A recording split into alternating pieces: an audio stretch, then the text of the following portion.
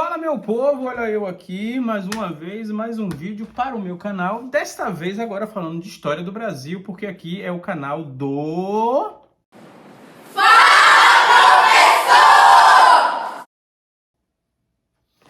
Pois é, Fernando Souza, professor Fernando Souza, estou aqui para poder hablar com vocês sobre a sociedade colonial brasileira no período do ciclo do açúcar e também as invasões holandesas.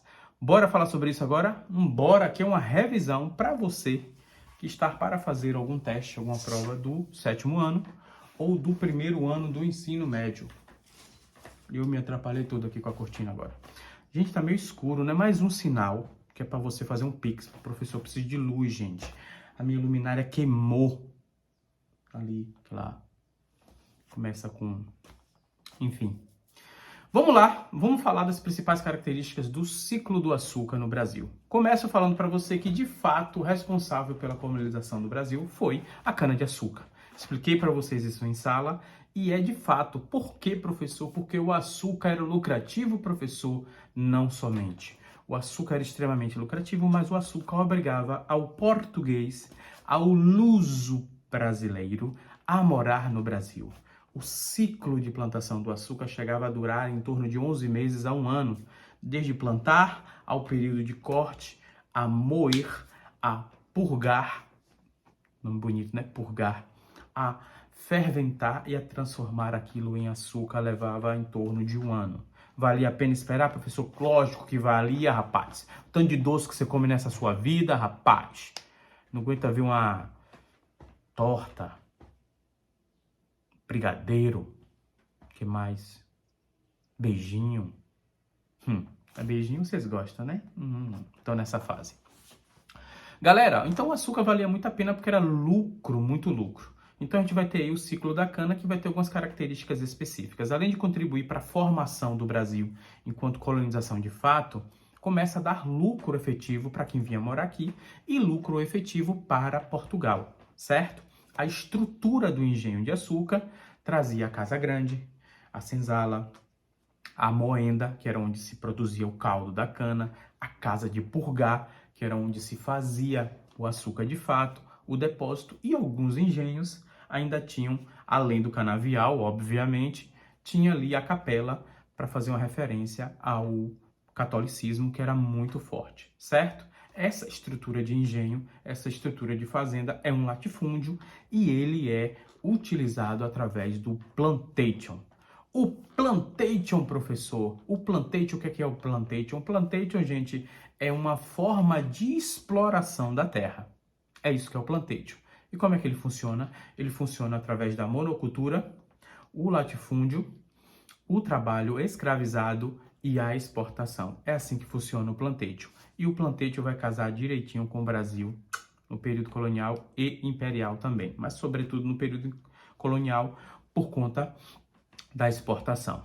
Então a gente tem esse esquema de o que usar para lucrar e como usar, que é através do plantation. Aí traz duas outras características desse período que são muito fortes, que é justamente a questão do trabalho utilizado para a produção desse açúcar. O trabalho indígena, ele não vai ser utilizado na cana-de-açúcar. Primeiro, porque o indígena, como a gente já falou disso em outros momentos, ele não estava acostumado com um trabalho compulsório. O que é um trabalho compulsório, professor? É um trabalho escravo. Ele não estava acostumado com isso. Fora que tinha as missões que tentavam catequizar os indígenas e sempre tinha aquele duelo entre os jesuítas, né, querendo salvar os indígenas, os nativos, e aqueles mercenários que queriam utilizar essa mão de obra. A mão de obra perfeita para isso vai ser as pessoas africanas. A gente vai começar a parar de falar de escravos, né? Apesar que ainda é um termo usado.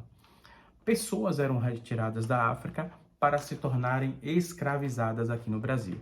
Professor, já acontecia escravidão lá na África, certo? Certo. Assim como na Europa, assim como na Ásia. O continente que a gente não sabe que tinha uma escravização, uma venda de pessoas, como a gente entende dessa forma, era o americano. Mas para se valer disso, entra também concepções aí racistas, concepções étnicas e concepções desse momento do mundo do século XVI, em que vai ser mais fácil pegar um povo que se desconhece a cultura, que se desconhece o jeito, homogeneizar esse povo, porque a África é um continente com vários povos, vários países, várias culturas, várias etnias. Não é porque a maioria tem a tonalidade da cor de um jeito que é tudo igual, certo? Mas começa a surgir essa perspectiva, e é nessa perspectiva que esse pessoal vai ser arrancado de lá, trazido para cá, para trabalhar forçadamente. E ele está em mim, está em você e em toda a sociedade brasileira, porque não se tira a cultura de um povo, o trabalho de um povo, a identidade de um povo, depois que ele esteve aqui como escravizado por 380 anos e ainda fazendo parte da formação enquanto povo, enquanto nação. Então, a África está na gente porque ela faz parte da nossa formação. Professor, esse trabalho ele era feito por quê? Porque o escravizado vindo da África, ele já tinha costume com a cana-de-açúcar, ele já tinha costume com o trabalho compulsório e, sobretudo, porque era extremamente lucrativo. Era duplamente rentável, duplamente lucrativo. Você tirava esse pessoal de lá e ele era duplamente lucrativo, porque primeiro ele ia trabalhar de graça e segundo que ele poderia se reproduzir e ser vendido. Então, quando fala que o trabalho da mão de obra escravizada era lucrativo economicamente, era bom economicamente, está querendo dizer que ele era duplamente rentável, certo? E essa mão de obra aqui, ela vai ser utilizada justamente na cana-de-açúcar, mas também com outros trabalhos. Vamos falar um pouquinho desses outros trabalhos. A gente tinha os outros trabalhos que poderiam ser utilizados, como o escravo chamado escravo de ganho, as amas de leite, a mucama. Então, a gente tinha o escravo doméstico, a gente tinha as categorias em que eram colocados esses escravizados. O escravizado do trabalho servil, do trabalho de cana-de-açúcar, do trabalho pesado. O escravo de ganho era aquele que trabalhava para gerar algum ganho extra para o seu patrão, às vezes gerava algum trocado para ele, o que não era o certo, não. Mas poderia ser aquele que tinha uma habilidade em fazer uma comida, ia vender. Aquele que era levado para a feira para vender uma cachaça, aquele que tinha habilidade de poder limpar um sapato, aquele que tinha habilidade em fazer uma cadeira, aquele que tinha uma habilidade em fazer, sei lá, um corte de cabelo, diversas formas. Então o escravo de ganho ele estava nessa perspectiva. A ama de leite era aquela escravizada que estava dando de mamar para o seu filho, e a sinhá, que não produzia leite por algum motivo, dava o filho para que ela desse de mamar, ela se tornava uma ama de leite, certo? O escravo doméstico ou escravizado doméstico é aquele que ficava dentro da casa para os afazeres domésticos. Isso lembra uma outra profissão nossa aí da atualidade, certo? Que o povo não gosta de valorizar, que é a empregada doméstica. Ela estava ali para estar pronta para os seus chefes, para os seus patrões, o senhor e a sinhá. Fazer um chá, fazer a comida, fazer as limpezas, né? Dentro disso você tem ali o capataz, que era o gerente ali do engenho, o capitão do mato, que também tem uma mesma função, mas também fiscalizar, castigar os escravizados e a captura deles. Você vai ter a mucama, que é aquela espécie de secretária direta da sinhá. Então você vai ter essas classificações aí, mas o grande lance é você perceber que essa pessoa ela estava subjugada dentro de um contexto de violência, muitas vezes sexual, de violência física, de violência psicológica, de violência religiosa, de todo tipo de castigo e tortura que a gente já falou e que a gente pode ter um vídeo específico sobre isso. Eu vou fazer um vídeo específico sobre isso depois.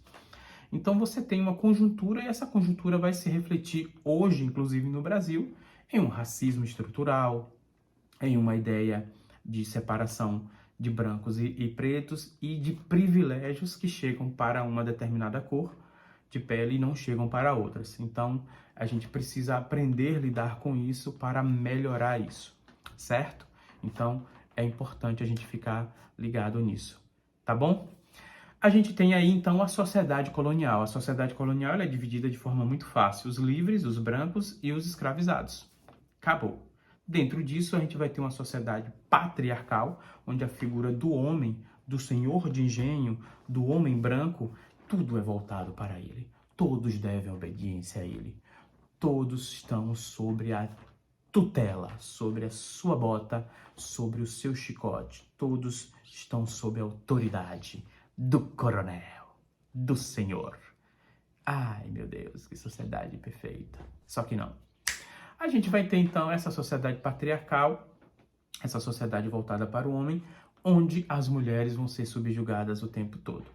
Ô, professor, o senhor está querendo dizer que ser mulher era ruim, tanto sendo preta como sendo branca? Ser mulher já era difícil. As mulheres brancas tinham as dores das mulheres brancas. Mas era muito, infinitamente pior você ser uma mulher preta e, sobretudo, uma mulher preta escravizada. Não tem nem como comparar, tá bom? Mas a gente tem esse quadro dessa sociedade onde ela é extremamente demarcada e voltada para as escolhas, para o poder do homem, do patriarca, do father, do pater, ok? Essa é a conjuntura da sociedade colonial. Para a gente poder fechar essa parte aí a gente fala também de como foi que o açúcar contribuiu para elevar o status do Brasil a nível de Portugal. O açúcar começou a ser vendido muito forte e, obviamente, Portugal começou a investir no Brasil e é por isso que as cidades, as vilas vão começar a crescer aqui. Vem o governador-geral, vem a administração para cá, então o Brasil começa a tomar outro sentido, outra forma nesse momento, certo? Esse interesse acaba gerando outras coisas, como, por exemplo, o olhar dos países europeus sobre o açúcar brasileiro. É aí que entra, por exemplo, a invasão holandesa no Brasil.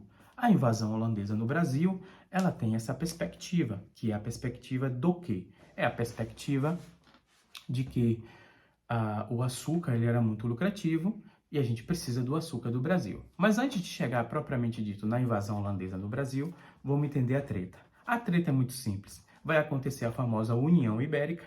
Ibérico só são dois países, né, gente? Espanha e Portugal. Por que vai acontecer a União Ibérica? O rei de Portugal, Dom Sebastião, ele vai lá para uma aventura lá no Marrocos. O homem acaba morrendo, ninguém encontra corpo, é uma confusão. Ele não tinha nenhum herdeiro direto.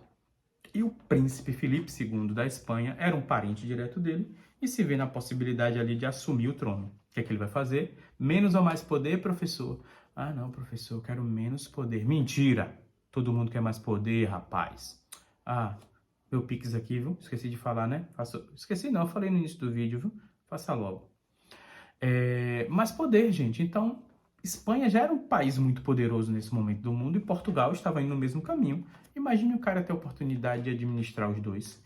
E se ele administra o Portugal, ele vai administrar a colônia de Portugal, que era o Brasil. Então, durante o período da União Ibérica, que é de 1580 a 1640, o Brasil vai estar na mão da Espanha. Só que a Espanha não está muito aí para o Brasil. Só que tem um detalhe interessante. Os Países Baixos, mais conhecido como Holanda, a Holanda vai ter uma treta com a Espanha que mandava na Holanda.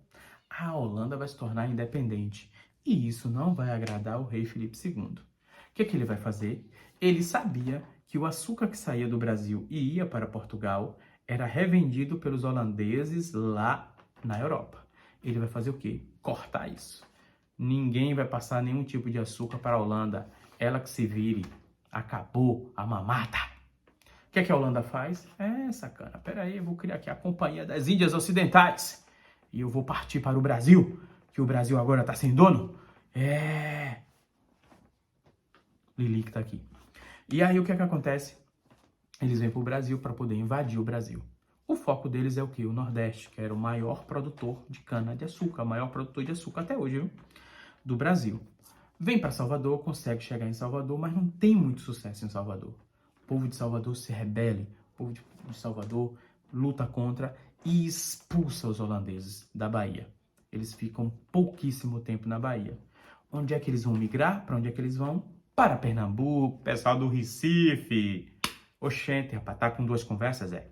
Oxe, chame laranja aí, chame meu primo. Chame laranja, tá com duas conversas? Essa piada quase ninguém vai entender. Chega no Recife, eles vão conseguir invadir, dominar Recife, inclusive graças ao famoso, né, o Calabar, o considerado traidor da pátria. E eles vão se instalar em Olinda, que inclusive o nome Olinda quer dizer Nova Amsterdã, capital da Holanda, e eles vão fazer o que querem lá em Recife. Professor, isso foi ruim? Mais ou menos. Há uma parcela da população que gostou muito. Por quê? Porque veio um cara para o Brasil chamado Maurício de Nassau. E o governo do cara foi simplesmente fantárdigo. Fantárdigo, professor, fantárdigo. O cara foi e, eu adoro essa palavra, gente, embelezou Ele embelezou Recife. O cara fez obras públicas, o cara criou estradas, o cara ajudou a financiar novos engenhos de açúcar, fez empréstimos para os senhores de engenho. O cara trouxe cientistas e artistas da Europa para poder falar sobre o Brasil, estudar o Brasil. O cara mandou fazer jardim botânico, biblioteca. O cara começou a melhorar muito a cidade. Até hoje, quando você vai em Recife, é comum você ouvir falar lá a Princesinha de Nassau. O cara, então, fez muito sucesso. É tanto que depois que acabou a União Ibérica, em 1640, ele ainda continuou lá, continuou governando. Então, o governo dele foi surpreendentemente um bom governo e deixou heranças naquela região. Uma herança miscigenada, uma herança administrativa, uma herança arquitetônica, você encontra ainda nessas cidades. Mas vai chegar um momento em que a elite luso brasileira, ou seja, a portuguesa brasileira de Recife, vai estar em descontento com a administração holandesa e vai pedir a expulsão deles, sobretudo depois que acontece a restauração do poder lá em Portugal. Portugal volta a mandar em si mesmo. E aí acontece a expulsão dos holandeses do Brasil. Não é que vão ser expulsos todos os holandeses, mas a ideia é de eles estarem aqui administrando. Eles vão falir, professor? Não. Eles vão pegar as técnicas que eles aprenderam aqui, as mudas, e vão para as Antilhas, ao conjunto de ilhas lá onde eles vão começar a plantar cana-de-açúcar. O que é que isso tem a ver com a gente? Tem a ver que lá eles começam a produzir açúcar e não precisa mais do açúcar do Brasil. Então o açúcar do Brasil começa a sofrer uma queda, começa a ter dificuldades de venda por conta da concorrência. É aí então que vai começar o próximo ciclo do Brasil, que vai ser o ciclo do ouro, mais uma vez através do plantation, só que agora com a mineração.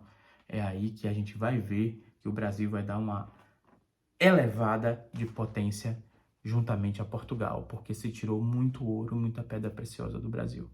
Tá bom? Pois é, gente. Foi aqui uma aula resumo sobre o ciclo da cana no Brasil, a sociedade colonial e as invasões holandesas. Espero que você tenha gostado, espero que sirva para você fazer o seu teste. Curte, compartilha e comenta, viu? Senão eu não faço mais vídeo. Ah, bom. Beijo, vejo vocês até a próxima e fui!